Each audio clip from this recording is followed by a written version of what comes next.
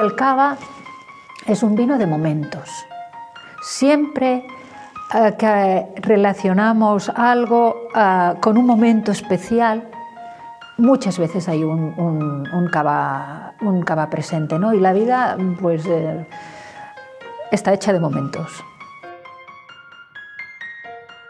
Yo digo que estamos en las empresas por amor familiar. En estos momentos hay muchísimas mujeres y chicas. Las del inicio quizá éramos más por el factor familiar. Yo soy como soy por lo que he hecho durante todos estos años, y el cava ha estado presente en cada día de mi vida. Me ha permitido hacer amigos, me ha permitido viajar. He estado viviendo siempre casi dentro de una botella de cava. Hola, señora Mascaró.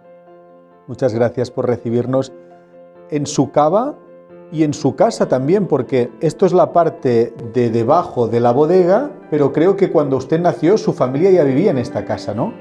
Sí, mis abuelos y mis padres vivían en esta casa. Ya en 1919 he visto que en la revista Panadés queda constancia de los Mascaró como elaboradores de vino, ¿no? Bueno, esto fue una decisión personal de mi abuelo Narcís sobre los años 30, cuando se planteó comprar esta casa y comprar una finca, porque él siempre relacionaba mucho cualquier producto de los que elaboró con su marca al territorio, ¿no? a la materia prima. Entonces la decisión la tomó en aquellos años complicados, pero que con una visión, dijéramos, optimista de futuro, pues se embarcó a adquirir esta casa y adquirir la finca que tenemos en Santas Creus. ¿Qué recuerda de lo que su padre decía de esos años? Bueno, claro, mis recuerdos están más cerca de los años 70 y 80, y entonces pues había aquí una serie de gente que elaboraba vinos espumosos de calidad, que se preocupaban porque había otros tipos de vinos espumosos elaborados por un sistema distinto, pues Gran Vas, por ejemplo, y que creían que lo que ellos hacían pues necesitaba un reconocimiento de mayor calidad, ¿no? Entonces, pues esta inquietud por acabar consiguiendo lo que ha sido el consejo, bueno, la denominación de origen, con su consejo regulador, pues yo ya creo que ya estaba en aquellos años, aunque realmente pues no se llegó a forjar hasta los años 80. ¿Qué recuerdos tiene de pequeña de vivir con elaboradores?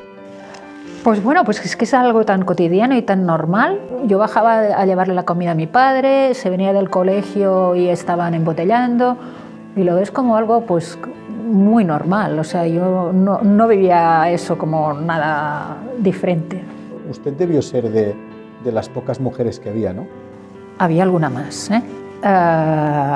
pero sí, no éramos muchas. Lo que pasa que en estos momentos hay muchísimas mujeres y chicas. Las del inicio quizá éramos más por el factor familiar. Yo digo que estamos en las empresas por amor familiar.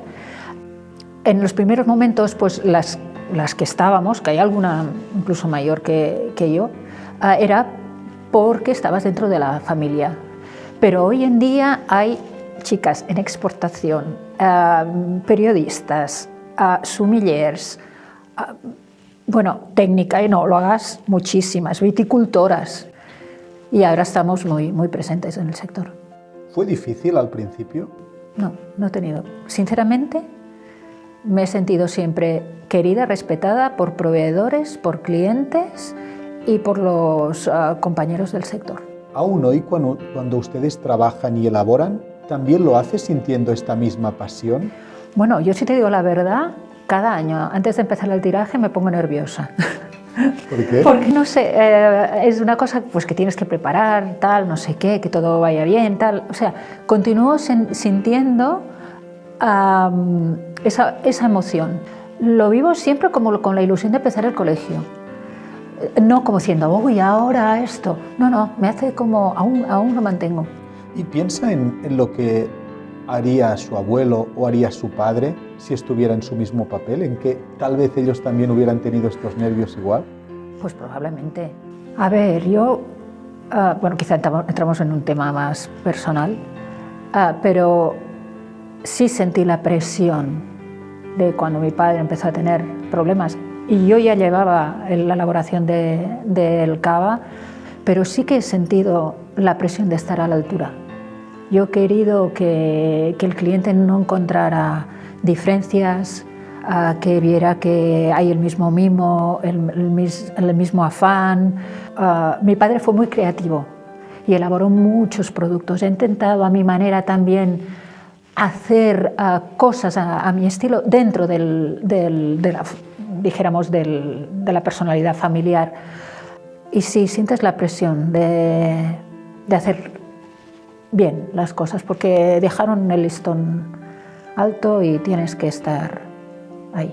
¿Qué papel tuvo su padre en la creación del Consejo Regulador de la Denominación de Origen del Cava? Dijéramos que el germen que se propuso tener una denominación de origen fue lo que se llamaba UCEBE, Unión de Criadores y Elaboradores de Vinos Espumosos, donde mi padre formaba parte de la junta directiva y fueron toda esta gente la que se propuso la denominación de origen, que pues tuvo un proceso hasta que se consiguió en el año 86, ¿no? ¿Recuerda algo de lo que le contó su padre? Tú acuérdate que en los 80 éramos 80 elaboradores, dijéramos, del espumoso por el método tradicional, ¿no? Por fermentación en botella. Pues bueno.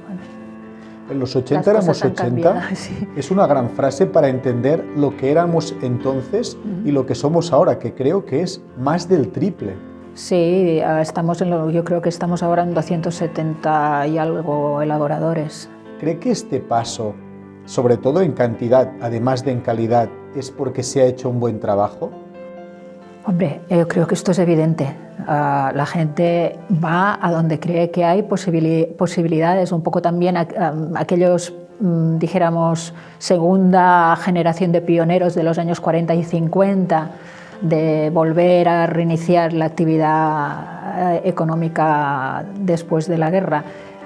Pues hubo otra gente que vio posibilidades en el cava a partir del momento en que hubo un consejo regulador y una denominación de origen. ¿Cómo le contó su padre que fue toda esta negociación para empezar el consejo regulador? Yo creo que sí que fue un momento en el que todos se dieron cuenta de la importancia de conseguir esto y que por lo tanto hubo una unidad.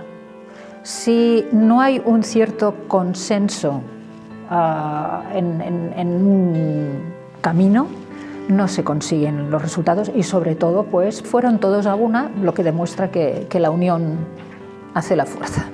Con el paso de los años, ¿cree que las decisiones que en ese momento se tomaron fueron las acertadas a la luz de lo que ha pasado después?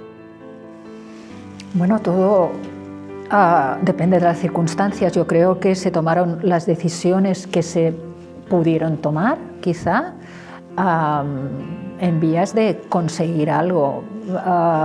Esto pasa siempre, quedan cosas que no son 100% a gusto de todo el mundo. Y si nos aplicamos ahora, en los cambios que estamos viviendo en estos momentos en la denominación de origen, pues es algo parecido, ¿no? Lo importante es que haya un consenso, lo mínimo que se pueda, y trabajar todos en una vía. ¿Qué le parecen los últimos cambios legislativos que ha introducido el Consejo Regulador? Son fruto de una inquietud.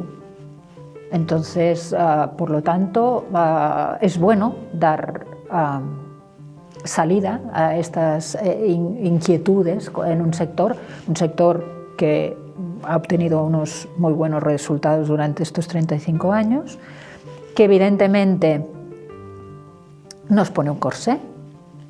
Tendrá que haber buena voluntad por parte de todos en continuar trabajando, y en el Consejo Regulador también de comprender, ¿no? Porque son cambios muy profundos, pero son cambios que que reclamábamos, con lo cual, pues también, de nuevo, hacia adelante. ¿Cómo lo percibirá el consumidor?